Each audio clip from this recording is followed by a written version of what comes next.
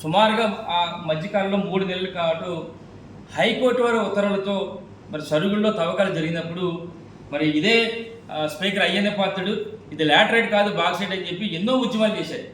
ఒకసారి పాత సంబంధించి ఒకసారి మీ అందరూ కూడా గుర్తు చేస్తాను. ఒకసారి ఏమన్నారంటే ఆ రోజు ప్రాంతంలో సరుగుడు ప్రాంతంలో వాళ్ళ బంధువులందరూ కూడా చాలా విడిగా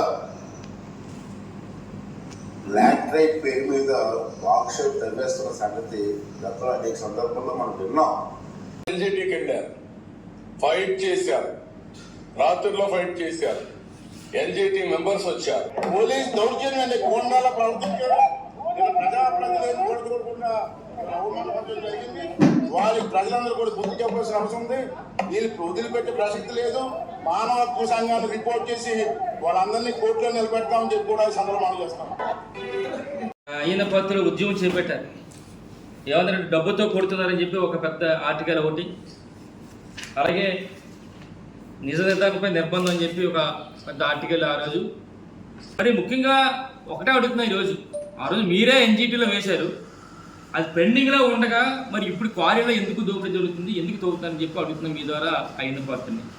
ఇంకోటి చెప్పాలి ఏంటంటే గతంలో 2014లో అప్పుడు అయ్యన్న పాత్రుడు పంచాయతీరాజ్ శాఖ మంత్రిగా ఉన్నప్పుడు జర్తా లక్ష్మణరావు ఎస్టీ కాదని తప్పుడు ఎస్టీ సర్టిఫికేట్ ఉపయోగించి మరి లాటరైట్ మంది పొందాడని చెప్పి ఎవరో సొరగొండ నుంచి కొంతమంది ప్రజలు వినతిస్తే దాన్ని మరి అయ్యన్న పాత్రుడు స్వయంగా అక్కడ కలెక్టర్ గారికి దాని మీద వెంటనే యాక్షన్ తీసుకోమని చెప్పి ఒక లెటర్ కూడా అప్పట్లో మంత్రిగా ఉంటూ ఒక లెటర్ కూడా మరి ఇవ్వడం జరిగింది.